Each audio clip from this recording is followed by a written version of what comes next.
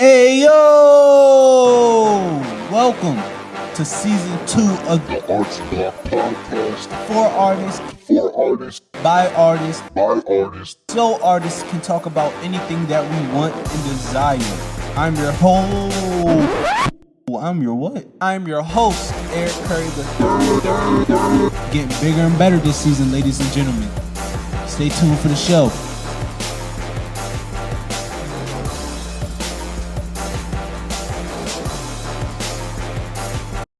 One. Hey yo! Welcome back to another episode of the Arts Block Podcast. I'm your host, Eric Curry the Third, and today, why you got your mask on, bro? Cause it say you can't get in the joint without the mask on. Or follow all rules and regulations here, man. I could do like this for everybody to see. Then I'm gonna go back to this. And we not 6 feet apart. So. We not fully social distance, so you got meet in between. Hey, man, I got this fool, this clown. I got family. I got family on the podcast, ladies and gentlemen. We got a singer. We got somebody that's been toured all over the world. We got somebody who co-owns one of the biggest clothing brands in the DMV right now, and everywhere else. It's popping right now. We got Mr. Trey Walker, aka Trey, ladies and gentlemen. Give it up. The TRE. The TRE. Realest ever. I don't know about that. That's what it stands for. Is it? TRE. The realest ever? Yeah. You just made that up just now, or you been had that? You been had that? It goes back. It goes back like how many years though? It's like Cadillac car seats. Oh right. Spinal cord. Oh. All right. Ladies and gentlemen. First things first. How are you doing today or I'm tonight? cool. He got us on the late night, ladies and gentlemen. Yeah, I'm a little tired, man. You know, Saturday's a big day at the museum. Yeah. See, you got the chain. You iced out right now.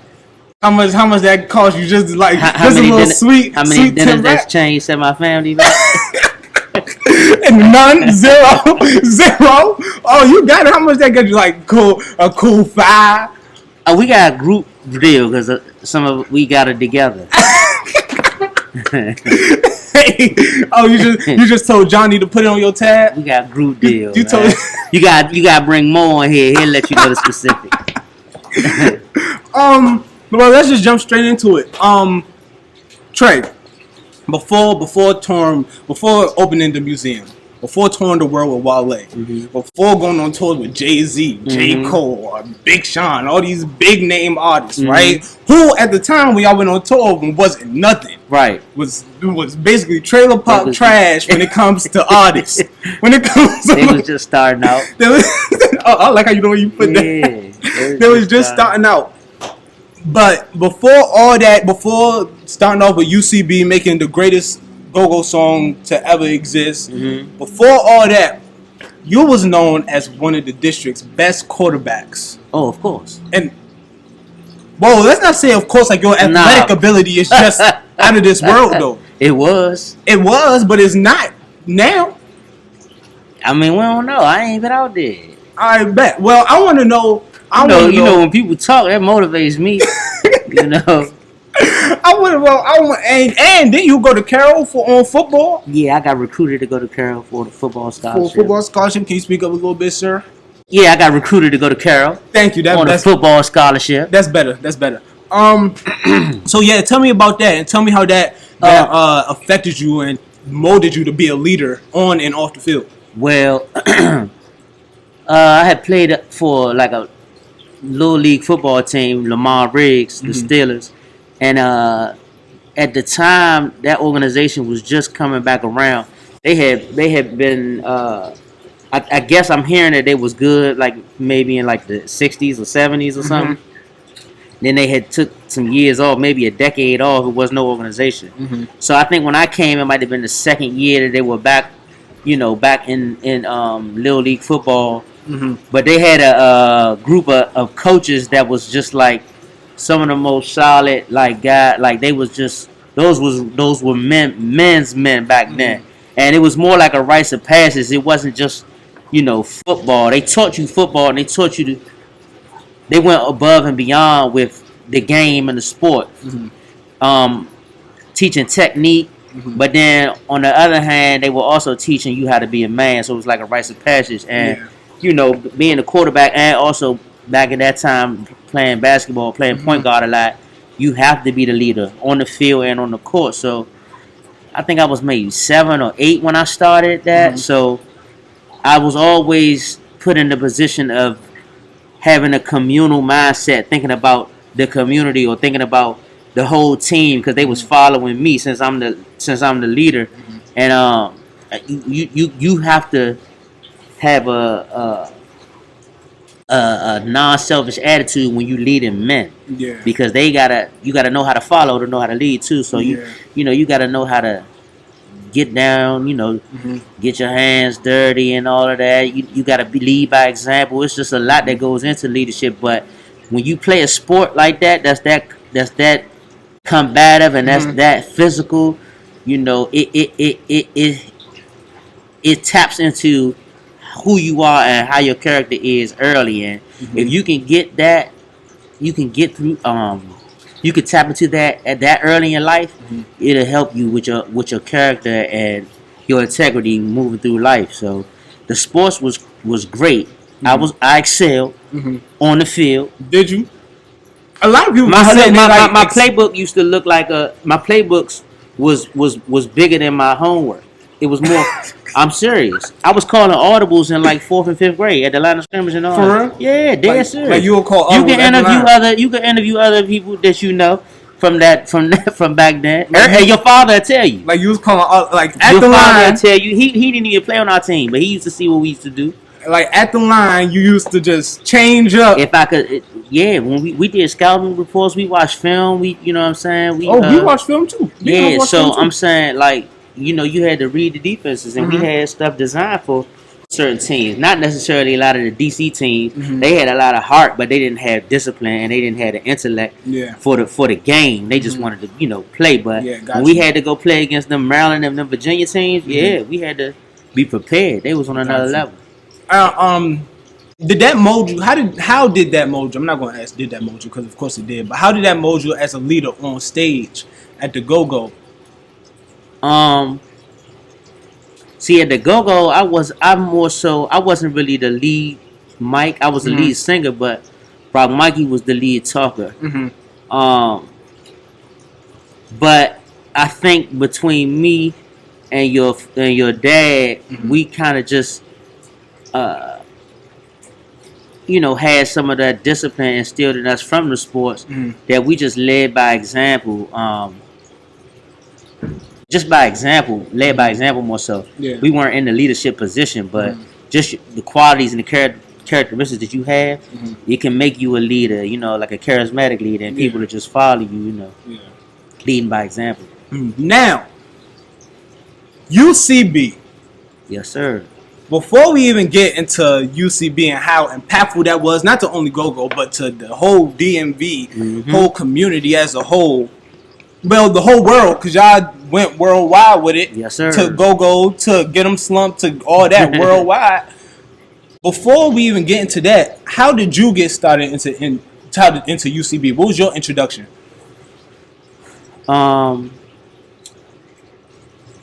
I had to go back. When I was in like nursery school, I used to be in a lot of the plays and stuff, right? I gotta give you the backstory. Is this a part of the story? Yeah, this is how. Okay. So I was already in, theater and like what you be doing. Yeah. I was great at that too. Okay, that's another story. That's another day. But we used to be doing plays, and then from nursery school, elementary, I was in the choir early when I wasn't.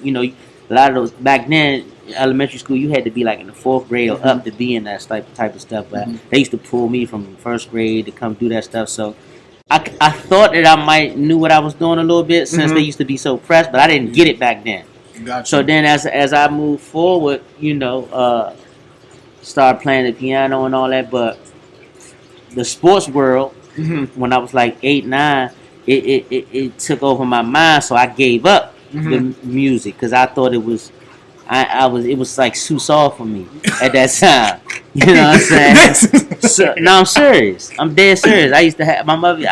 I had to make my mother come on. We used to sing we used to go on the road and sing. Mm-hmm. It was called Region 5. It was a choir, Yeah. and it had like the best singers from like five different elementary schools in DC. Yeah. And they would send us to like do concerts. I think we did something with the Boys Choir Harlem before on the same bill, but we used to do that and go out of town. I hated it because I couldn't relate at the time. You know, I'm used to everybody around my way and all that. So I told my mother come one day. She came, and then she's like, "Okay, you don't gotta go back no more." Because to me, they was weirdos, but I didn't know better back then. Mm-hmm. I wanted to. So in another word, it was soft to me. So I wanted to play sports. So once I I'm gonna say when we got about 14, me, G Money, Mike, Rock Mikey, and Mike, brother Dundee, Volante, I called him Dundee. We had a band called Temperature is Rising. It was just an idea for the band. So then we used to act like we, make up songs and stuff. But then I'm gonna say like a year later is when we really started to like try to get equipment, and we really was thinking about starting a band. So that's when we started UCB. At the time it wasn't UCB. It didn't really have a name at first, but I was in a pep band at school, and one of my friends, we was going over names, and he kind of came up with that concept, and I was like, I'm gonna use that for my band for real, like uncalled for. Yeah. So that's how we got the name. Me, Rock Mikey, G Money started UCB, and I named it Uncalled For. So UCB is the initials for short. And UCB, right? When that started, and where that took y'all is crazy, right? Right. Y'all were celebrities in high school. Right. Y'all was celebrities in high school. Local. But that's real. Y'all were local celebrities. Like, I don't think, like, for all the like young people understanding, like, for like watching this, there were real live celebrities. Like, people used to go to the GoGo, watch them, see them on the street, and be like, "Oh my God, those the people from UCB." Yeah, because in DC we didn't care about like the rest of the world. Kind of looks at like Hollywood and other stuff as them celebrities. People in DC don't care nothing about you performing at the GoGo. They care about the GoGo. So you could see GoGo artists, and they would hold them in a higher regard than a national artist, like something like that. No boy, So that's how it was. Yeah. So what was that? Was that overwhelming for you to be so young and for you to be getting that much attention? See, you gonna laugh when I say this, but it wasn't overwhelming for me because that's the same type of fanfare that I got from. All right, thank y'all for watching the Usbar podcast. No, I'm being serious though. I used to get I got the same fanfare, so I was used to that. Like people that I didn't know, when you making noise on that field like you were, and we talking little league. This not even high school sports, but you talking little league. You making that type of noise. People are gonna start coming. I knew a lot of people in our inner city before I was 12. Yeah. Before I was 12, I knew a lot of people from all different sides of town, all different neighborhoods. We all, played sports. That was a big thing. Like at that time growing up, when DC being the murder capital, if you didn't play anything like football, like physically, or basketball, or baseball, or other sports, or box, or go hard, you was a sucker. So that was, you had to make your name in that for real back then. And so when UCB really started to really start being serious, right? When y'all really started being like, all right, we got the band, we got everybody. Nobody wanted to promote y'all. Yeah. Nobody wanted to push UCB out there. Y'all had to do it by yourselves. Young black, this is a lesson. I've been dropping gems and all these. Sometimes you just gotta do it yourself. That was the first young black business. Young black business owners, you couldn't be mad at them. They promoted themselves. Sometimes you gotta promote yourself. So what we did was we used to want to open up for like Backyard and Red Essence and stuff like that. So they used to try to make you pay to be on shows, but we had too much of a following, so we weren't trying to do that. So then we started to see our worth, and a lot of the promoters didn't want to really get behind us. I'm not sure what the politics was with that, but we just said, all right, we're gonna do it on our own, and we just started to get our own venues. But that was after we acquired management from Mr. Carter. He was definitely like a guardian angel to us to help us transform from being just DC neighborhood kids into actually polishing ourselves up to be musicians and men for real. So he gave us that. He helped to plant that seed to be, do things on your own, be independent. We had record deals offered to us back then, but they just weren't. They were just slave deals. But some people at the time probably would have just took a deal because it was a record deal, but not knowing the economics of it or not knowing, is it a good deal or not. That's what Mr. Carter helped us to learn. So doing our own shows, promoting our own venues, it showed our worth to the rest of the GoGo world. And we ended up 4 or 5 nights a week for 10, 12 years straight. 5, 6, 7, 8, 900 people a night. Yeah. Even weeknights. I'm in the 10th grade, 11th grade, going to school with a pocket full of money from sold out shows. I remember this story that tells all the time about Chad the night before the SAT. Y'all had a show. Yeah. The night before the SAT. Yeah. Your mother dropped y'all off. Y'all ended up getting a 10. You ended up getting a high. A high drone. He ended up getting a 10 something right after performing. Yeah, getting on stage at like 2, 3 in the morning. And the SAT was at like 8, 7 or 8. Yeah. I hate how you saying that so nonchalantly. Like, the SAT was just at like 7, 8, something like that. That come from the sports world. Gotta go hard or go home. Alright, so UCB, y'all selling out shows, y'all picking up tracks and really fast. Like it's like happening like it was happening fast. Foot on the gas, like pum, right? Shows, a lot of money, a lot of women, getting no. No, let's keep it real. Let's keep it real. A lot of money, a lot of women. There was wearing these Jones all around, not the exact museum, but all around town. They had the you feel me? Then June 22nd. I don't know the exact year. I was in the studio. Do you know what y'all recorded that day? June 22nd? June 22nd. I don't know the exact year. I think it was like 2003, 2004, something like that. What we record? Y'all recorded Sexy Lady. No, that was live. That was live? That was at your dad's birthday party. Oh, that was at his birthday party. We recorded it live. Yeah. Yep. That was a live recording when people hit. When did the idea come from? Okay, so that was 2005. 2005. So, in 2003, we had Can you speak up a little bit? In 2003, we had a deal. We were Kenny Burns, at the time was the vice president of Rockefeller, and him and Dame was interested in signing a GoGo act. They were really interested in us, so we were having communications with them, and strong communications and going back and forth. They were really trying to seal the deal, make it happen, sign us to Rockefeller, which was on fire at the time. Yeah. I ended up getting shot during that time, and so I wasn't sure. Did that turn them off? Because it was also simultaneously when, I'm gonna say a couple months after that, Jay and Dame had split parted ways, so they might have had internal stuff at that same time. All that was happening at the same time. So after all of that happened, it kind of gave me like a calm or like a peace to try to figure out how was I going to move forward in this business. Like, with all of that just happening, like the promise was there, you thinking it's your big break, and then all of that happened at the same time to nearly lose your life. And your big break is gone out the window that fast, and that company is part of it. So it was like a lot. So I'm gonna say for about a year or two, about 2 years, the rest of 2003, the entire 2004, and the beginning of 2005, we were kind of like blackballed in the area. No venues wanted to have us there.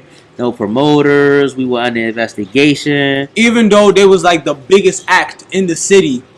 Yeah, that time. the biggest young act. Yeah. Yeah. So, it was like it was almost like 2 years of like soul searching, and then I just started to listen to some old records. I was like, I'm just listening to some old records, and I never forget. It was like I think it was early spring that year. It was like the end of February, early March, and I just was riding around listening to records, and I was listening to a record that kind of like it just inspired me, and how my creative process is, it just comes out the blue. I don't sit down and try to make nothing or nothing. It just comes to me. So I was riding around and I was just singing the melody to something that I was listening to, and that's how I came up with the hook, the Sexy Lady hook, and that was in February, March, end of February. That was like early March 2005.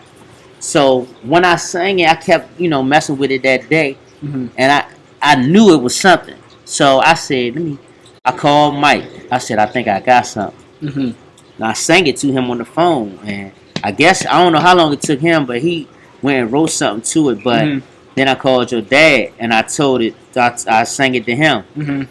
And he just was like, I'm about to work on something. Like, because he used to, take the lead when it came to like the percussion. So I'm going to say March, we were just messing around with it. I knew it was going to be something. But we didn't even get the band didn't even take the time to really listen to me until late April. Wow. Like, because, it's like, it's when you're working with a lot of people and a lot of personalities and somebody say, I got an idea, sometimes it's hard to get everybody on the same page to actually listen. Yeah. I was thinking the same thing. Why y'all not trying to hear me? Because Married to Joanna was already successful. VSOP Smash. was already successful. Super Smash. Splash Girl was already. And I wrote those. I made those up, so I didn't understand. Like, listen, I'm trying to tell y'all I got something. You know what I mean? But anyway, we found the man finally. Put some time to listen, and we put it together. And the first time we ever played it was like in May at Morgan State in Baltimore. But the power went out of the show. But Slump and Eric kept playing. And then the show was over. It was so many people. I never seen a response to a record like this. That was our first. We just tested it. And the power went out, so they didn't really get to hear, but like a little bit of it. And everybody kept asking, "What is that? What is that?" So then we said, you know what? I think Eric's birthday was in the next few weeks. And we was planning the show, so we was like, we're gonna play it there, and we're gonna live record it. And that's what everybody hears today. It was like our second or third time ever playing it. Then y'all played Sexy Lady then. But remember, during this time, it wasn't no DSPs. It wasn't putting this on. It wasn't putting this on Apple Music, SoundCloud, Spotify, Tidal. But guess what they did though? They didn't even sell.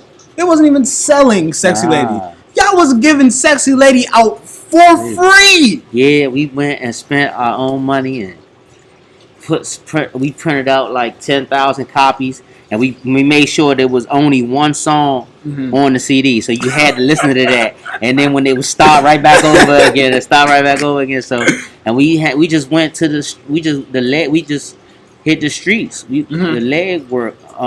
It was a lot. After we recorded it, Rob Mikey ended up getting locked up. So he kind of missed that build-up process. He was there in the for the very, very beginning, but then he ended up getting locked up. So a lot of the leg work, some people pitched in, but most of the leg work was really on my shoulders because Mike was locked up. So we the face, so we had to work the record, like going to clubs, going to DJs, going to radio stations. This is an everyday thing, an every night thing on your own dime. Yeah. And just, it's like working the record. So 93.9 was the first station to really get with it. But I used to work over DC jail and the juvenile jail, Oak Hill. So I used to go there a few times a week, and I was a youth advocate, helping them get out and get back in school or get a job and stuff. So I was doing that type of work over DC jail, and DJ Flex and DJ Rico from 95 happened to be there for a meeting. We used to have these meetings with some of the outside programs that came over to the jail. And I ran into them there, and they just was asking me, what's been going on, how you been doing. Mhm. They haven't heard from, because at the time, Razzers and Backyard and those type of bands, they were so colossal. Mhm. I don't think that they really respected us the same as younger groups, especially with the younger groups coming after us, Yeah. making their names sound so similar to ours. Yeah. So it kind of Yeah. confused, you know what I mean? So, so he said, "What you got?" I said, "Man, we got a new record that we put out a few, some months. This is like the end of 2000. It had been out for a few months. Mhm. So I went and gave both of them. I just gave them I had some in the bag. I gave both of them like 5 or 10 copies a piece, and was like, give them around the station. Tell me what y'all think." Flex called me back like the next day or 2 days later. It's like, yo, oh my God, this is something. We need this. GoGo need this right now. He said, man, I'm gonna introduce it to the PD and blah blah blah. You know what I mean? And from that point on, they started putting it in their mixes, and the requests just grew organically. People was requesting it, and then it kind of took a life of its own. But Flex helped it. KYS got behind it first, but Flex helped it get it to its peak. So it was really like, it's almost over a year that it built up until it started to really like be added in rotation on both stations at the same time, all day, every day. You know what I mean? But we didn't capitalize because there were no Apple Music and none of that. It was none of that. No, man. But do you? All right. So before we even get to like the next question, right?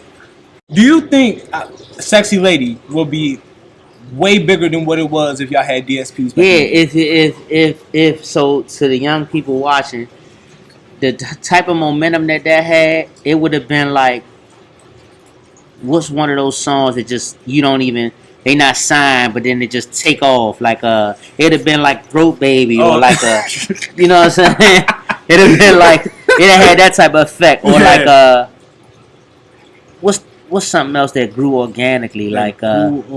What's that song with the dude got the club going up? Oh, I love McConaughey. That was like he wasn't signed. That joint it just took a life of its own. It was so it was one of those, and we had a regional. We had a lot of love regionally, so it extended outside of the DMV. It was in like the Carolinas organically. Yeah, nobody. It was like DJs sending it out. DJ Analyze played a big part. DJ Alize played a big part. They were sending it to their DJ friends. Season 3 coming up. Yes, sir. And they just pushed it to their friends, and it was just organic. People took a liking of its own. We didn't add. We didn't work the record. We didn't hire. You could hire companies to try to push it to radio. We didn't do any of that. And before you know it, it was on rotation, or at least in mix shows in 16 to 17 major cities in the country, and we had no idea. Y'all ain't even know. We didn't know. We be getting calls, and people would be like, "Yo, they playing y'all on the radio in Ohio, and they playing y'all at the club in LA." Like, we didn't know. Man, but that's so random. We had social media and DSPs. Yeah, it would have been and crazy. I was just about to say that y'all didn't have no social media, so it was no way like how 5ix9ine be reposting like when when he be in the club and they be playing it now. Imagine if y'all had that back then. Yeah, you might have been super rich right now. If we super duper boy, you think we would have been doing this? I would have had a whole studio right now, man. Man, look, man, we not gonna get into that. But 2006 hit, Sexy Lady taking off. Pew, out of here. Right. Number 1 on the GoGo charts. Yes, sir. Was there for a long time. Yeah. Like, and I'm not even talking about just 2006. Been there for a couple months. Yeah. Number 1 on GoGo charts for a couple months. For a year. Because nobody in GoGo was making actual songs. Records, right. Except Job. Right. Wale's Dig Dug. At that time. Wale's Dig Dug come out same time. Around the same time. Start getting traction around the same time. Yeah. Y'all started getting booked for the same shows. Right. Tell me your ideas. What was your first ideas about? So how our connection with Wale came, because remember I had just told you a couple years prior about Kenny Burns. Wale had signed to Kenny. He was signed to Kenny Burns' label. Yeah. And we had got a call from Kenny just kind of out the blue a couple years later, like, I want you to help my artist in DC. I need you to help, push him and and cause he can be big. Yeah. And he had called. We still had never met him. Mm-hmm. But me and Wale was on the same like mixtape because I had done music outside of the band too. Yeah. So I was on a mixtape that he was on, but I still didn't know that this was him. Mm-hmm. So me going out working the record like I said, because Mike was locked up, and the band, the musicians, they already do a lot. Yeah. So that's part of a frontline job. You got to do the legwork. So I ran into Raheem Devon, was talking to him about a remix.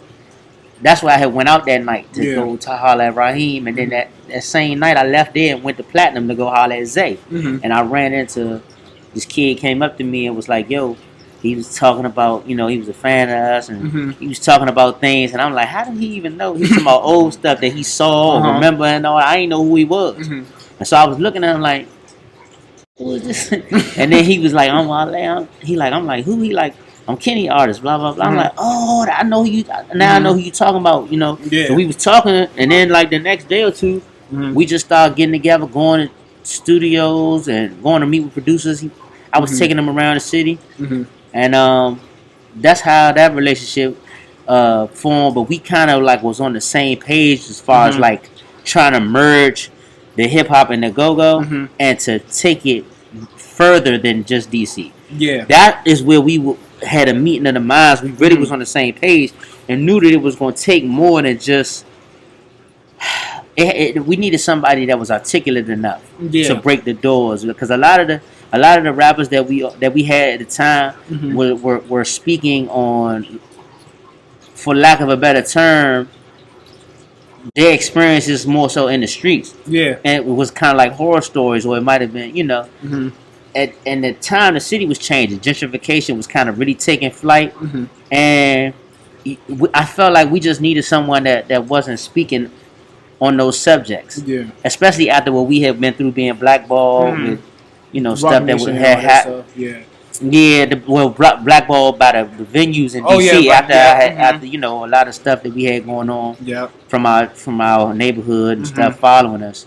So we wanted a clean slate and a clean look. So Wale was rapping about dunks and college and stuff like that at the time. So I'm like, that's way better of an avenue, So we it took me a while to convince my band to kind of get with the program again, but I just knew that it was bigger than him.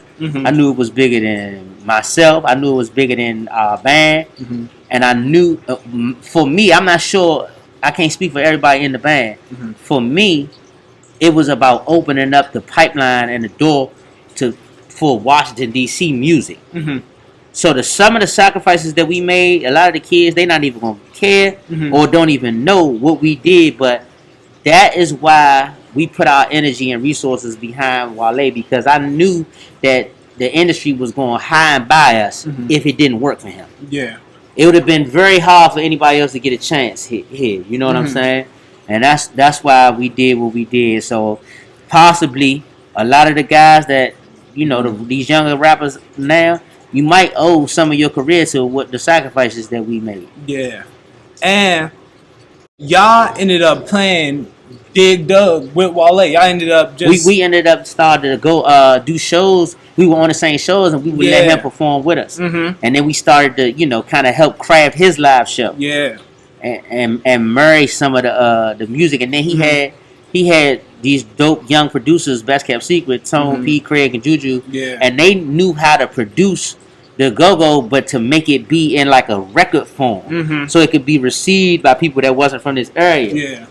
More palatable for them to be able to understand it. And so with him having that type of sound, it was real. It blended with what we were doing a little bit, so we could better execute when we would have shows in like West Virginia, North Carolina. Yeah, because we used to do a lot of those college shows with all the rappers. I used to do a whole bunch of college shows all over the HBCUs, all up and down the East Coast. Like I said, we were kind of big that regionally. Yeah. And the colleges used to book us because you can't book Busta Rhymes, Neo, the Dipset, Rick Ross. We used to be on shows with them Young Guns back in 2002, 3, 4. You can't book, but see the PG, DC, Maryland, Virginia kids was so deep at a lot of those schools, they requested GoGo. Yeah. But a lot of the compromise was, well, we need somebody that's original. That's why they kept booking us, because a lot of the other bands, what you gonna get up there and play the songs to these other rappers that we just book one, but you can't do that. So that's why they used to book us. Yeah. For a lot of that stuff all the time. And it was the swag y'all brought to it. Right. It was different. Then Ralph coming in and him wearing all this stuff. And I remember him talking about this on one of his mixtapes, like how they was talking about, oh, he got wearing the tight jeans and the colorful shoes. Now everybody doing that. Yeah. And how y'all was also doing that around the same time too. We were one of the ones in the GoGo community that actually cared about appearance. Yeah. And I don't think that had been done since your EU and Red Essence days, because they used to have uniforms. I'm gonna say not uniforms, costumes. It was like uniforms though. It was like tailor made. Yeah, it was like tailor made like, dog, costumes. Yeah, so they looked good. It was about the showmanship. Yeah, that had got lost from GoGo for a while, and we were kind of aware that, okay, you want to get out of these restaurants turned into clubs and start really being in these venues. And we could tell the way that the city was going that we're going to have our show tailored for, to play in the 930 club and all, instead of playing in the soup kitchen turned into a, you know what I'm saying? Like, we got to have more respect for ourselves in the GoGo community. And we can't be looking like we just played 18 games of basketball and fixed 2 cars coming into the GoGo on the stage. Like, we knew that's what it was. All and sometimes it still is. Just not really a good, it wasn't really it wasn't a prideful, I mean, I just don't feel like that the people cared too much about their appearance. That's what we kind of like started to focus on more. And then, some years later, Listen Band came around, and they really put the icing on the cake with creating certain dress codes and stuff, like with the grown and sexy. And that kind of made people start to really, pay attention to their appearance on the stage. Yeah. But they were a little older, so of course we still was young and fly. Yeah. It wasn't no blazers and all that. Nah, we was like wearing like Supreme and Baby stuff back then, like all that stuff that's like cool now. I was wearing it way back in the day. I remember we were aware of a lot of it. Yeah, I remember seeing like an old Ralph picture with him like having Baby from like 2008 or something like that. And I was like, what? What in the world? And I don't know exactly which BBC, all that 10 stuff. Deep and all of that at the time. Everything. And I don't know which Ralph mixtape it was. I might have been 100 Miles and Running, but it's the only like actual song that's published with Wale and UCB, and that's Sweating Out Weed. Oh yeah, Sweating Out. Patch of Weed. Yeah, I don't know that was on one of them. Which mixtape that was on ours too. Yeah, it was. That song. Yeah. What How did that come about? I know y'all relationship was building, but what made y'all be like, you know what, let's hop on the song with bro? We had already did a couple songs but weren't recorded with him. We just used to do them live, and he was trying to help since we had, it was like I scratch your back, you scratch my back, like since we had helped him so much and to help him acquire his deal because of his live show and everything, he always was trying to return the favor. So he was like just trying to connect the dots. Like people knew Sexy Lady all over the country from years prior, and they still were playing it like they still do today. Yeah. And they knew about this live, dope, legendary band, the GoGo band from DC that was back in Wale. But he was trying to connect the dots so people knew who we were. Yeah. And say, okay, that song that y'all know, that's the same song by the same band that's behind me. That's their song. Yeah. That's what he was trying to do. So that's why he wanted to do more songs with us and get some visuals. Yeah. So people can connect the dots. It's just that a lot of people at home, they didn't have patience enough to let that process happen. Yeah. Because things were happening for Wale. That didn't mean it. They wanted them to happen faster for us and everybody else. When I'm trying to say, like, you got to be patient, because this is the first one that's making it to That's level. even getting it to the point so where we gotta make sure he win first before Yeah. he can start bringing us doing. along. He was trying Yeah. to do it simultaneously, but a lot of people, they don't understand the process, especially if you don't believe someone is telling you, or if you're not right there to understand. Even if you are right there, a lot of people don't have that type of integrity to say, this is not my time right now, this is his time. Let's help him win. And then a lot of people didn't have that patience or that vision or understanding. Yeah. And now, before I ask this question, I'm gonna stop this. Alright, we back.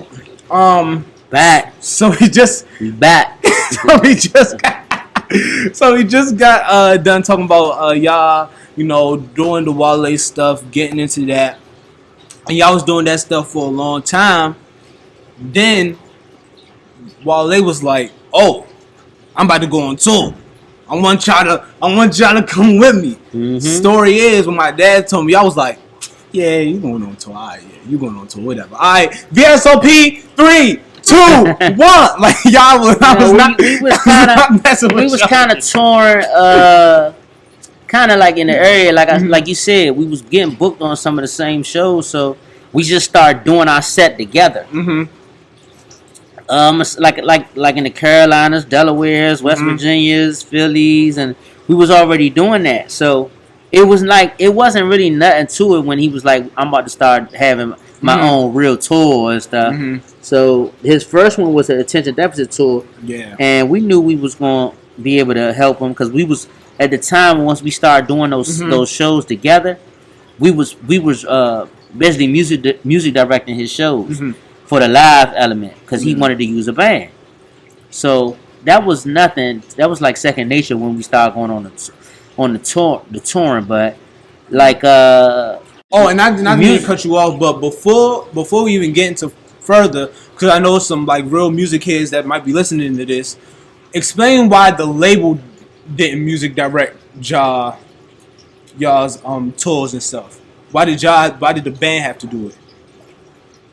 Oh, because a lot of the bands, we were already a unit. A lot of time when an artist has a band, they have to go find individuals and put the band together and make them mesh. But he was fortunate enough to already have some people that was 10 plus years in it, and it was already one sound, and knew what they were doing already. So that was a big cost that they didn't have to incur. Yeah. So the chemistry was already there. So like I said, we were used to doing live shows, and he wanted that band element, so it was easy for us to like incorporate him into that. Yeah. And Attention Deficit was the first tour, but our real music school was when we went on that Blueprint 3 tour with Jay-Z, and you was on stage with Jay-Z Christ. as a young tiger. Insert clip. Eric editing this. Insert clip. What's your name?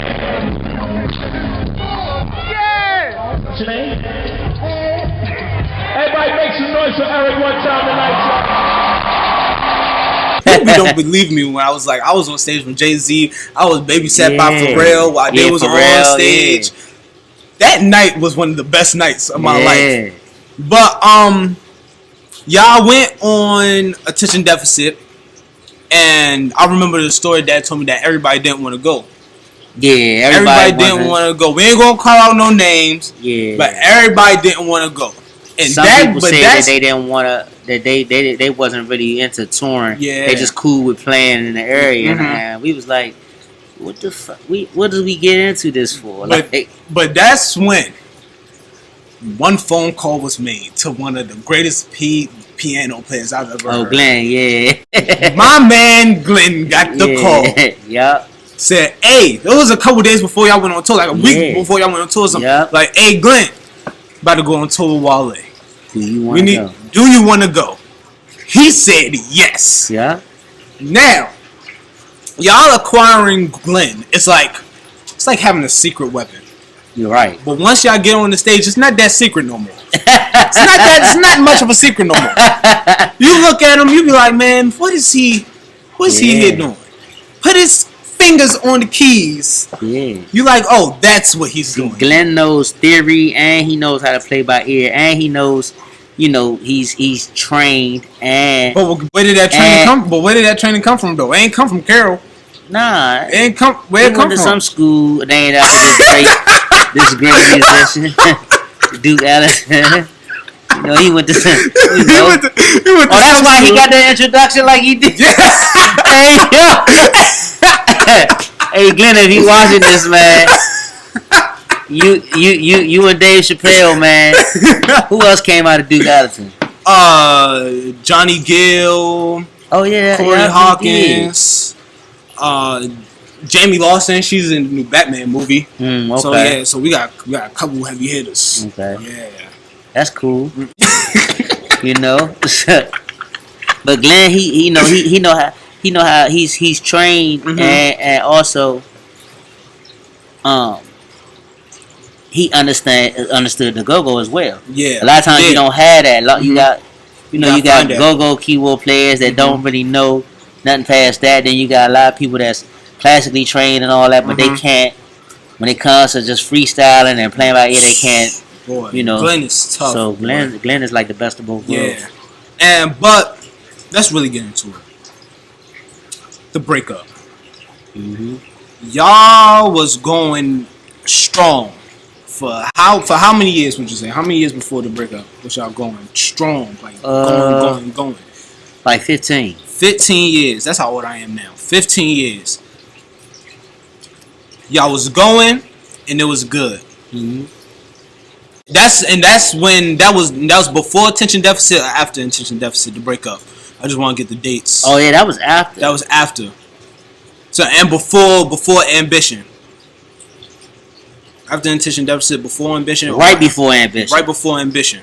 That's why I went to go right on ambition because the band broke up, so I ended up leaving DC. Yeah. To go. You to was on a Atlanta. lot of songs on ambition. Yeah. Your check got cleared. You know, we gonna talk about that. Your check got cleared for that though. The check cleared 10 years ago. But is it still? But we know them DSP numbers. The check still coming though. Not like that. Oh, he don't want to talk about it on the podcast. He don't want to talk about it on the podcast. We know though. We know the truth. I wish it was. The young guys came around and. You know, a lot of that type of good music back then is not on the same level with popularity anymore. That's true though. But let's talk about it. Let's get serious for a little bit. We was playing a lot, but let's get serious. The breakup. So the breakup for 2009, we doing great things. We did the Patch of Weed video, which was a big video on MTV and BT, and got Spin Magazine top 20 videos of the year. Yeah, you were in that. I was in that joint too, by the way. And then you and Dayla was in there. Yeah, shout out to Dayla.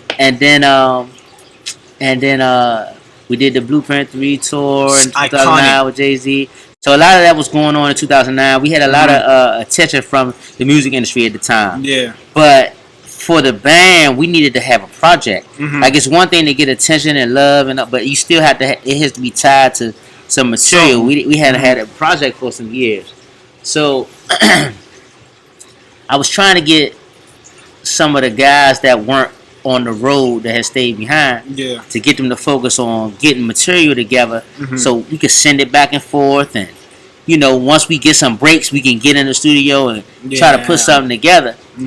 But a lot of the time, everybody didn't have the same motivation and weren't going at the same pace. So it was like everybody. What you mean by that? I mean, like while we were out there on the road, we learned because Pharrell and NERD, remember, was on the road with us. They was. So I learned that a lot of bands, people that's in those groups that are big, they don't even live in the same city. So a lot of the stuff is being sent back and forth. They're working on stuff. They communicate. You don't have to all be right there all the time. And that's what I was trying to explain to everybody. Like, just because we're not all sitting in the same room don't mean work can't be being done and things can't be being created. That's very true. So this is where the growth was different. A lot of people was just waiting for somebody like myself or whoever else to hold their hand and walk. Well, I got this idea. Like, I can't hate, but listen, if it's a band, I can't be the only one bringing ideas, bulk to the, yeah. you know what I'm saying? Because then it's not the UCB show no more, it's the Trey show. You understand what I'm saying? Yeah. So, and then sometimes you got to step out of the way and let people have that freedom so they can, because they might feel smothered by you or something. You But know? a lot of people can't though. Yeah, so I mean that was just, I guess, you know, time will always tell. So at the time, you know, I could not step away from moving around, because I still would move around with Wale without the band, making all the connections. So we can do. I'm not shopping myself. I'm shopping UCB. Yeah. So y'all can. so You yeah. still So trying it to has keep this to be junk somebody rolling. out there. Yeah. So it need to be something cooking up while I'm Yeah. doing all this, and then I could come jump in, add it. You know what I'm saying? It wasn't working like that, and then going to 2010, it started to be. So Wale wasn't really making no money at the time. It might look like it was, but he wasn't. Yeah. So it started to be, you know, kind of a back and forth with the label and, you know, management about prices and stuff. So I'm like, okay, if y'all can't really afford us, then we will step away from the road and focus on making this project. Yeah. I will still go pop out with him from time to time, but as a band, we're not going to go on the road with him, especially if you can't Afford they the can't band. afford that. You know what I mean? And there was a lot of heads. Which would have gave us time to go put a project together. Yeah. We did that, but your dad was away. Yeah. He had just went away. I was moved back and forth. So that's only 2 people. Yeah. It's 9 other people. You mean to tell me y'all 9 other people can't get together at home and make some stuff? I don't know what was going on. It's supposed to have been things going on. And everybody While lived in we the same were- city. Y'all That's live. what I'm saying. Y'all live less than 30 minutes what away are we from each doing? other. Who are we waiting for? Are we waiting for me?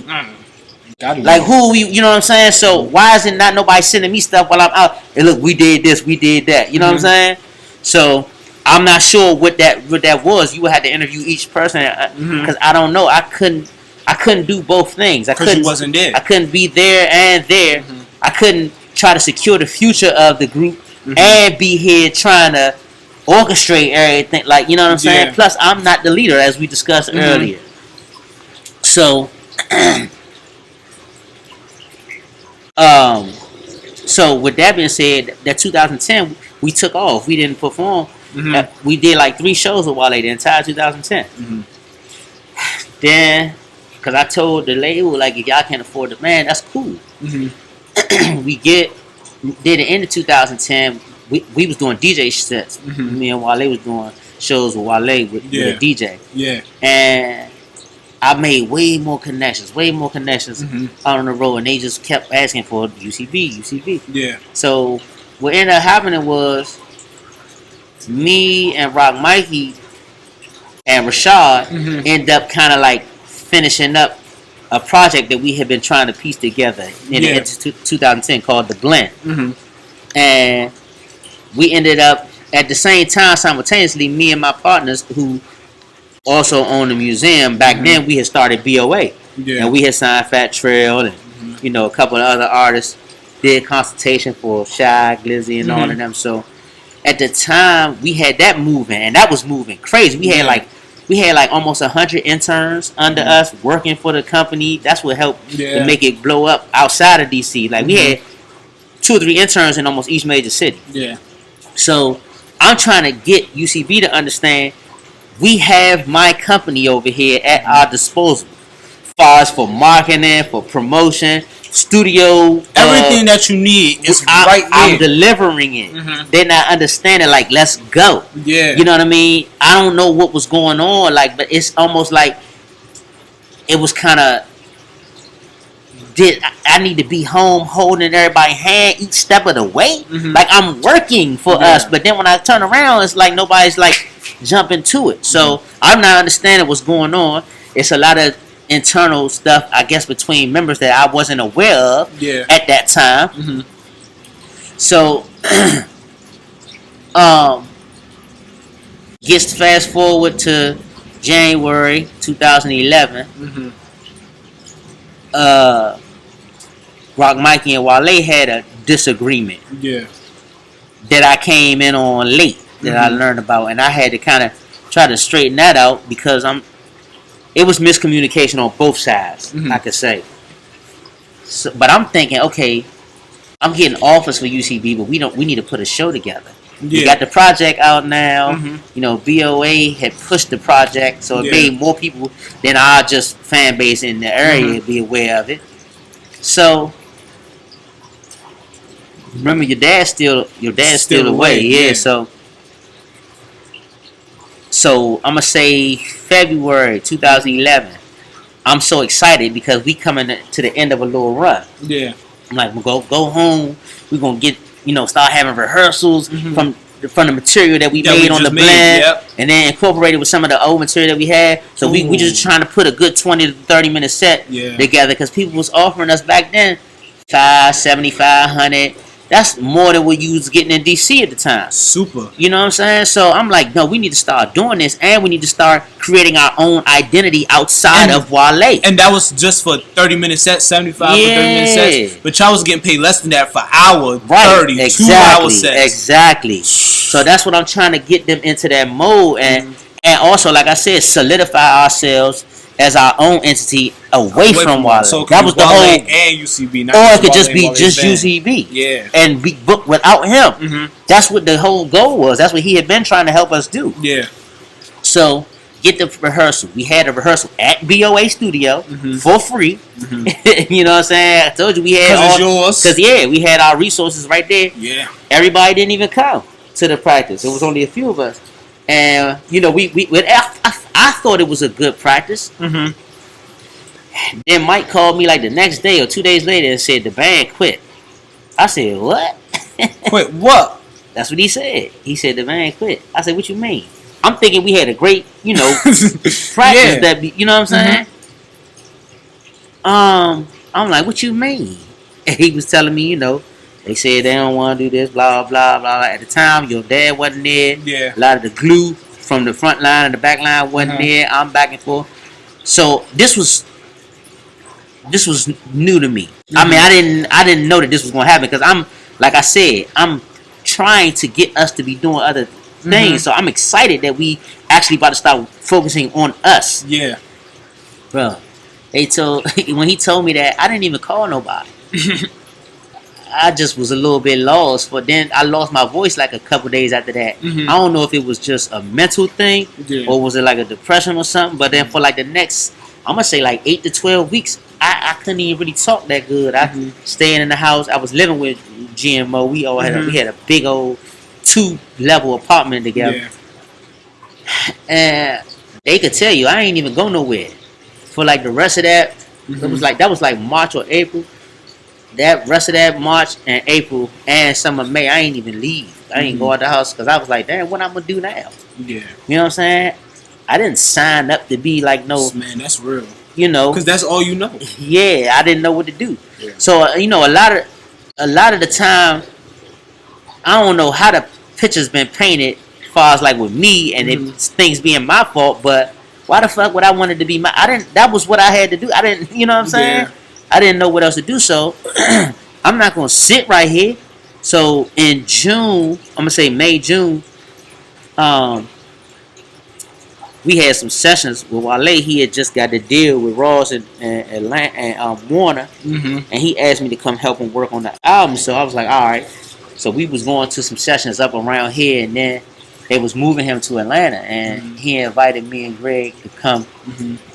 Meet the label and stuff and do some work. We was only supposed to go to Atlanta for like a week. We went on the 5th of July. I'll never forget. We drove down on the 5th of July, planned on staying like a week, maybe 2. We ended up staying for like 5 years. I did.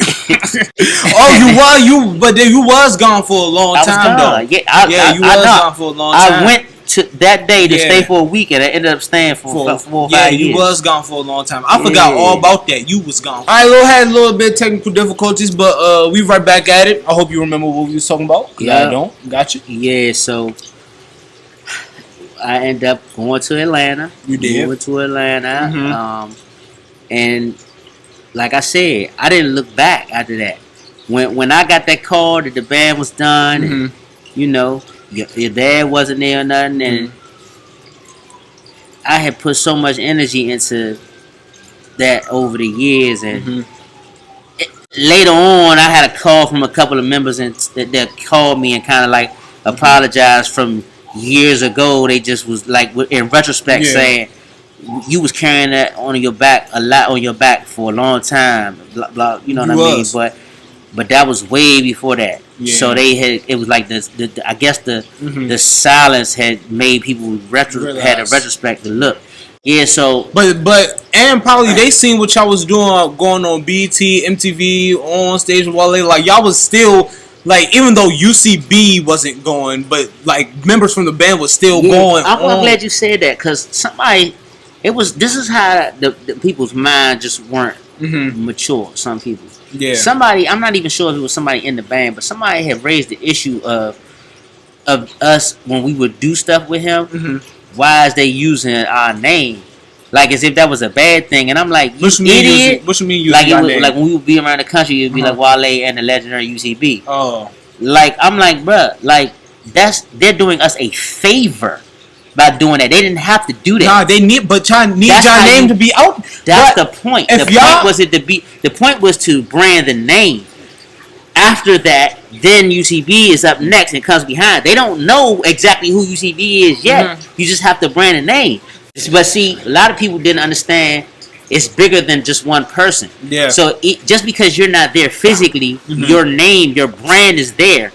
And the plan was so the brand or that group can come behind after Wale, establishes himself, and then we can get the push, and it's us. But it didn't. Like I said earlier, it wasn't enough patience for that to actually transpire. You know what I mean? So somebody has said something about that, like as if they need to take our name off if the whole joint ain't there. And I'm like, all right, but what's the purpose of us being there then? The purpose is not just to play behind him. The purpose is to create a lane for us so we don't need him in the future moving forward. Because then will somebody like, Wale's show was cool, but who's that exactly? Band? And then they booked. That's what was happening. Yeah, but that's why I was telling you I was so excited to get home, because we were getting offers for. I want to get that group. That band? And then that would have been everybody that wasn't there and us. But like I said, the patience was not there, and the work ethic at the time from everybody was not there. So once I got that call and was telling me that the band was over, I didn't look back. It took me 2 months to even get over that. I told you I ain't gonna win, so I'm like, all right, well, boom, I'm gone. That's like a girl that you break up with because she wanted to break up. You get over it, and then now she want to pull you. Now she can't do that. Like, you know what I'm saying? Like, I'm past that. Like, I don't know. I just know how I operate. Like, once something like that is over, if we burn it, that's it. So I'm moving forward. It's out of there. And I didn't think of, you know what I'm saying? So it's out of there. I went on to Atlanta. Mike went to Houston and signed a deal with Steve Francis for his rap career. Okay. Boom. We got, like, you know what I'm saying? Yeah. Then I started working on Ambition. That turned into a fruitful situation for everybody. And that was the album that actually solidified Wale in the music business. And people at home in DC, they didn't understand that. They thought that he's there, he's arrived with that first album. They didn't understand the particulars and stuff behind the scenes with the label. He got dropped, blah, blah, blah. They didn't get it. That is what now people was pulling on him at that first album. Why he ain't doing this, blah, blah, blah. He wasn't in position to. Now you burned your bridge, but now with the second album, now he in position to do those things and to help people, but now all of the bridges are burned. So that's how we started to focus on the younger acts, like your Fat Trails and all that. That's what I'm saying. The patience wasn't there. So now we're shifting the focus. Now that he can help, we're shifting the focus to these new hip hop artists in DC. It ain't about GoGo no more. Because now all these young guys want to be rappers. They don't want to be in bands. Yeah, because so that's what I was just about to ask you. Would you say that's when the GoGo scene started fading? It definitely did. For our generation. Because I remember at a time, right, where it was my dream to be a part of a band. Right. Because that was cool. Because that's what my mom was in. That's what my dad was in. That's what everybody that at the time who I looked up to, that's what they was in. That's what they was affiliated with. They wasn't selling drugs. They wasn't playing sports. Everybody was in a band. Right. I didn't want to play sports. I wanted to play drums. Right.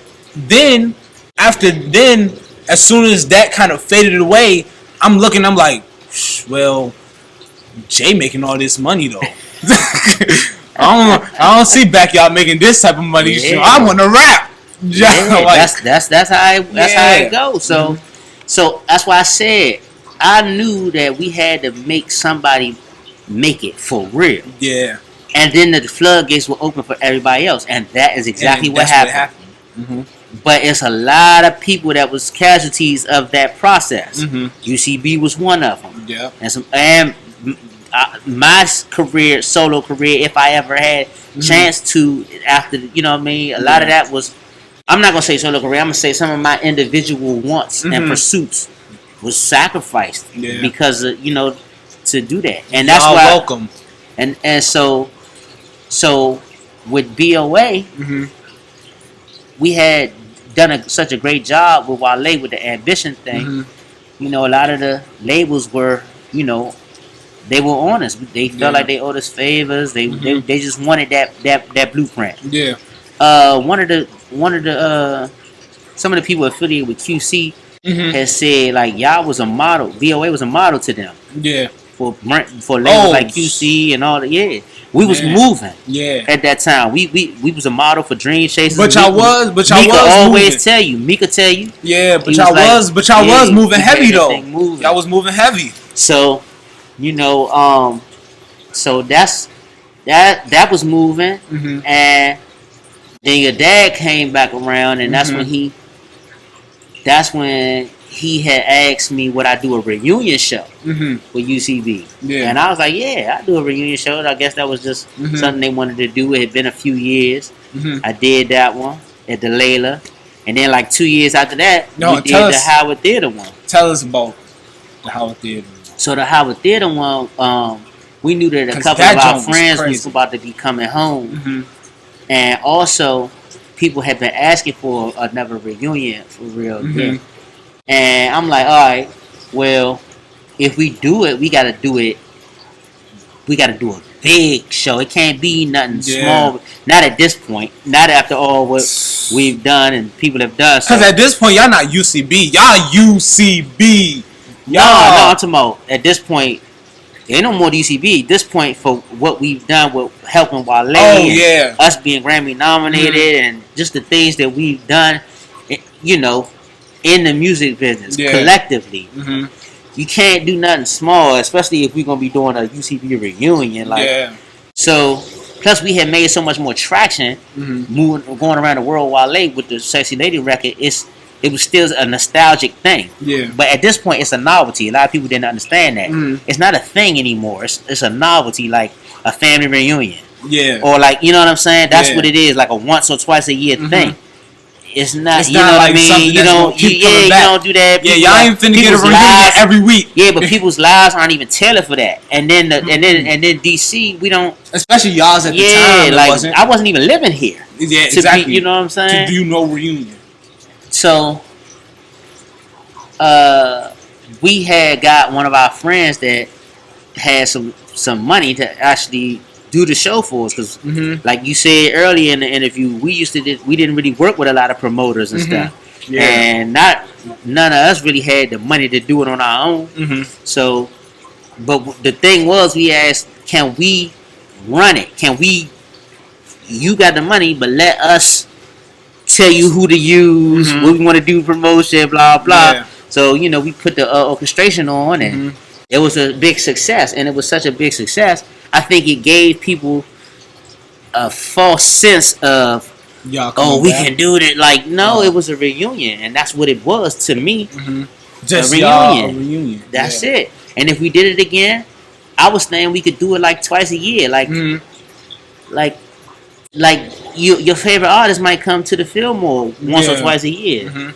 That's it. He's not gonna come to the Fillmore every week. You know what I'm saying? Because at that point, that's like playing at the GoGo again. That's what I'm saying. Because at that point, that's like playing at the GoGo. You're not gonna have those same numbers turn out for you. Not You're like not gonna do not like how y'all was doing that. That's what I'm trying to say. That's what I'm trying to say. So I wasn't with that at all. Like come on now. And plus, what you was doing with Wale was way bigger. Going on tours was way bigger. Right. And doing that stuff. And I want to speak on that tour life. Y'all was traveling the world, the globe, going on like literally world tours. Yeah. Went on tours with Jay-Z. Mm-hmm. Went on the Cold tour. I've been on Cold tour. And y'all said Rihanna, Nas. And y'all said, "Oh, we gonna talk about Rihanna in a minute because I got Rihanna's story with you." And you said, and I think the whole band said pretty much that Cold tour was the best tour y'all ever had. It was the best show we ever had. And I remember these. It was a production. Yeah, and I remember these stories. Y'all made Cold switch his set twice. Yeah, he told us. He said, "Nah, I had to. Y'all. It was too fire. It was in and out, quick, abrupt, all the hits, perfect. Like it was too much hitting on all cylinders." He said, "I had to go back and take some stuff out of my set because all it was he was trying to put so much of his catalog into the show. Yeah, where you might have some lower points or some more quiet spots, and he wanted it to be more, so." And y'all, and it was we used to help Cole though. He watched us how we prepared because he used to open up for us. So he did. He was returning on the Blueprint 3 tour, so he was returning the favor. Yeah, on Blueprint 3 tour, it used to be Cole, Wale, Pharrell, Jay. Yeah, that was the order on Blueprint 3. Yep. And but tell me how tour and being on tour and doing it with your friends. Well, I wouldn't even say y'all was friends at that point. Y'all was basically family at that point. Doing it with your family. How was that? Experience? That was a great experience because you got to share some of you get to share some of your life highlights with people that you know, and y'all come from the same area. You know what I mean? A lot of the time, people have individual success in whatever field that they're in, but it's not the same if you get to share it like with people that you know. Even in team sports, team sports is great, and you build a camaraderie. But it's just even sweeter if you have somebody on your team that's actually you're related to, like JJ Watt and his brother on the same team now, or somebody that's from your neighborhood or your city, like that's on the same team with you. It's just even sweeter. Because you know where they come from and they know where you come from. So. Got you. And just the connections that y'all made on tour. The different people y'all met. And also, great segue, Eric, bringing GoGo on. Got credit myself, nobody else going to. Bringing GoGo on tour. Shooters going to shoot. You know me. You know my body. You know my body. Shooters going to shoot. But bringing GoGo on tour, right? But not just Sexy Lady, because Sexy Lady is GoGo. Y'all was bringing Get 'Em Slump on Go to the world, right? Whose idea was that, and why? I think that was Eric and Wale idea, because we wanted to highlight what the driving force is in GoGo. It's the percussion section. Just to make people understand it. And we know that even if you don't understand it, if you can see that live, your body is gonna feel it. So didn't y'all bring Pharrell to the GoGo? Oh yeah, we definitely took Pharrell to tell them. Pharrell had performed at the Constitution Hall on an NERD tour, maybe like 2 nights in a row, back to back, and he called me and Wale to come on stage, and I did Sexy Lady, Wale did Pretty Girls. And, I think both nights he brought us out, and then he kept saying he wanted to go to see a GoGo. So we didn't go that night, but it was another time he came back for something, and I called Polo and told him I wanted to take him to see TCB, but that didn't happen that night either. I think he was something at the White House he had to do.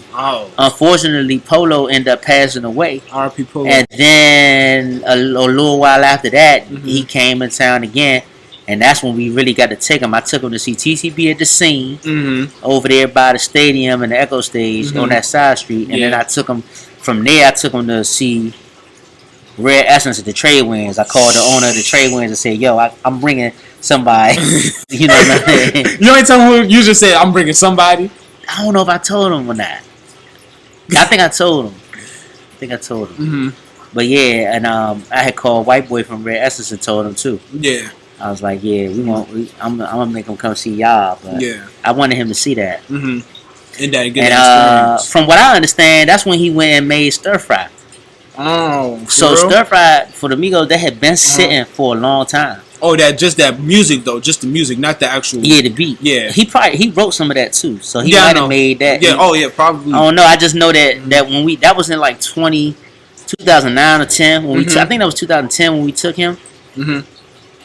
And when the Stir Fry come out in 2016? 17, yeah. But T.I. had it the same beat in 2014. He did? Yeah. Oh, I didn't know. So that's what I'm saying. Like, I remember when we took For Real, he said, Family, that was a part of NERD, and he was an artist from down there, one of For Real's best friends, who manages the artist Beard. Fam, that was my man.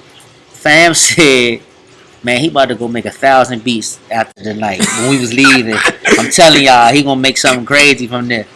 So I remember Pete, he kind of implied something like that before too, about some of the stuff that was GoGo inspired. A lot of it came from that night when he went to the GoGo. But back to Get 'Em Slump. Just getting that out. And was there any pushback to putting that out to the world? From anybody? Nah, no pushback. They actually wanted us to always do it at the shows. Yeah. And y'all just love. It's kind of like an interlude. Yeah, it was. It is an interlude. It's like a great interlude, though. Yeah, to the show. It's like a great break interlude. up the monotony of the show. Man, if Get 'Em Slump is one of my favorite moments of the show. And plus, just being behind the scenes a lot, coming to a lot of rehearsals, being at Drums Unlimited, being that you had some good input and suggestions. Oh, Bryce Harper! I'm never forgetting that. Y'all was finna start the show with clappers. Bryce Harper and the other three you said. What other joint I see? Fish and Grits. Fish and Grits. Oh, I did say start the show with Fish and Grits. Hey, I need to start writing these down. Hey, my check ain't clear yet, bro. Hey, bro, if you watching this, my check ain't clear yet. My check ain't clear. Look, Bryce Harper and Fish and Grits. I remember that Bryce Harper joint vividly because y'all was about to start with clappers, and I remember hearing Bryce Harper hit that boom, and I was like. Clappers way too much of a smash to start with Clappers. Y'all need to start with something that's gonna hit just as hard, and but dramatic. Man, bro. If y'all need some like set organized, bro, call me, bro. Hit me up. I know all the it's whatever. But yeah, I think that's it for my questions. We went through everything going on tour, UCB, the whole story. You even talked about when you was in preschool singing in the choir. I appreciate you. You even talked about all of the money and women. All the money and women. Oh wait, speaking of women, you almost made me forgot this story. I'll never forget this story. I would save this story just to tell you. I remember one time you was telling this story about a show. Y'all just ended the show. Telling the story? Yeah, and Rhianna was backstage. And you was trying to smack at Rhianna. Oh, I'm gonna definitely go smack. And you was trying to smack at Rhianna. I think I was saying we was at a this was like 2008, 2009. So Rhianna was still right after. What was them early Rhianna records like Good Girl? Rule Boy. She was good. Nah, before that. Before that? Like Shut Up and Drive. Yeah. So she was trying to get from the good girl, try to go towards the bad girl. Yeah.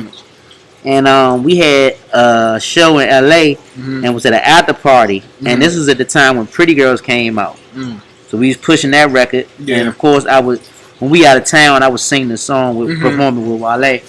And we was performing and she kind of was like there, but she was like a hard stare, like dazed at me while I was singing, and I was just like, man, why she looking at me like that?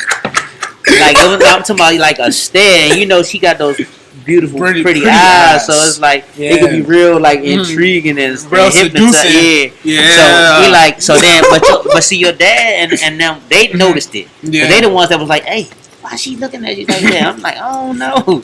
So Pretty girl. I said, I'm about to go over there. So I was gonna, I turn around at the table. I'm about to grab a couple bottles of champagne and all that, and then I'm gonna go over there and try, talk, drink with her and all Who that. took but your shine, buddy?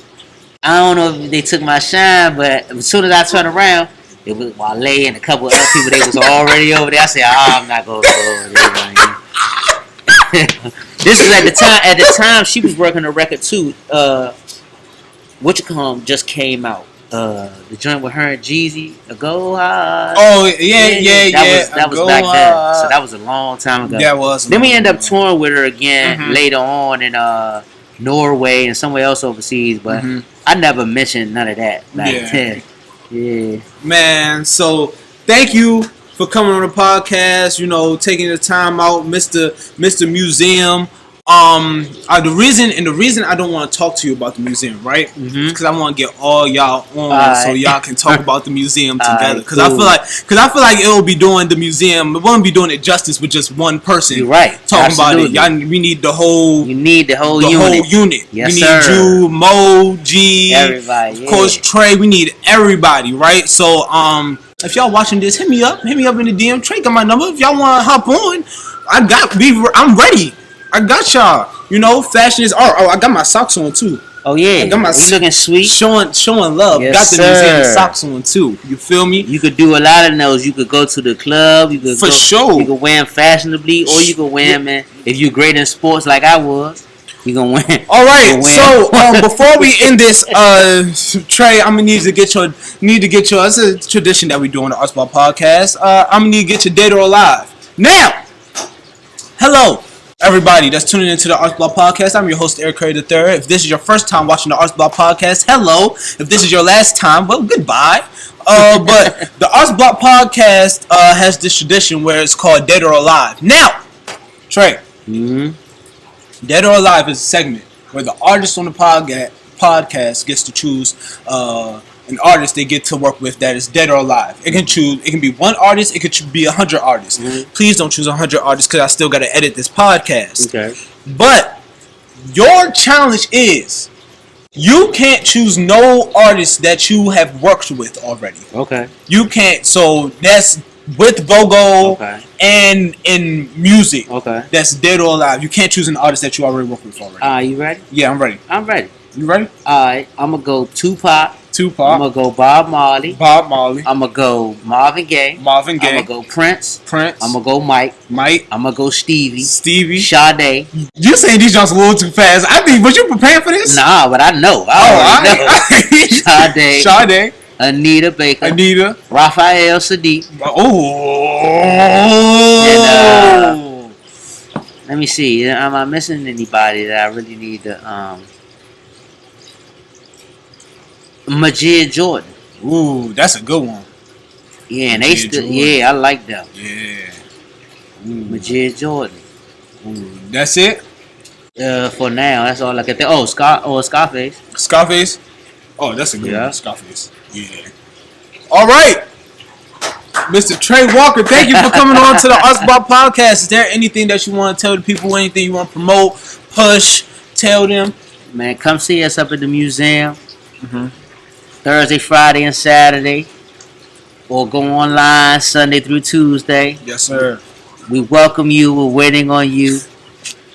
Stay tuned for a project by a new group we have called The People. Yes, The People. Stay tuned for that. I ain't new to this. I'm true to this. On any given level, be it the blacktop, hardwood basketball court. You know what I mean. He can get out there if he want. The field, we can go get the equipment, helmet, shoulder pads, get in the pit, whatever. You know what I mean? You know what I mean? This is a 40-year-old man. And don't do drugs, ladies and gentlemen. Don't do drugs. Trey love the kids, ladies and gentlemen. Trey love the kids. Yes, remember that. And respect our greats, man. Yeah, respect our greats. Embrace our greats while they're here. Yes, sir. And embrace our greats like MJ. Yes. I'm just saying. Embrace our greats, man. Embrace our greats, man. Thank you, Trey, for coming on. Yes, stay tuned for a new project for the people. I also didn't want to talk about the people because that's another podcast Okay. I want to get everybody on. So it's 2 joints I want to get like a group joint of everybody. Because again, I feel like that's a whole joint. The only reason I really talked to you about UCB that much was because you were forefront face in there. Yeah, but so all the group stuff I want to get the group on, right? Perfect. But so that give me a chance to come back. Yeah, give you a chance to come back. More fly too. Cause I was coming from work. He don't want to get the he want to get the Cuban. He want to get the Cuban. That's how he got the Nah, I just want to be prepared. He got the saying I can match your food. He got the tinny on the. You say he got the what on the double R? I want to be able to match your fly. Thank y'all for tuning in to the last episode of season 2 of the Us About Podcast. I really do appreciate y'all for tuning in. Appreciate y'all for rocking with me. 20 episodes deep. This is a lot for a podcast. Hey! And I'm just 15 years old, ladies and gentlemen. We just getting bigger and better every single season. Let's go. Whoa. Season 3. 20 episodes. What? and what and better?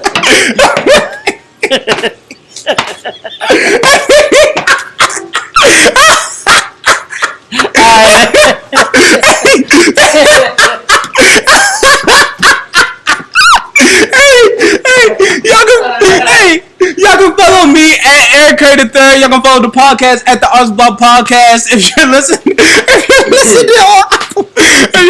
on Apple Podcasts, make sure you give me a 5-star in the review. If you're listening on YouTube, make sure you like, comment, subscribe. Make sure you turn on post notifications so you can be notified every time we post.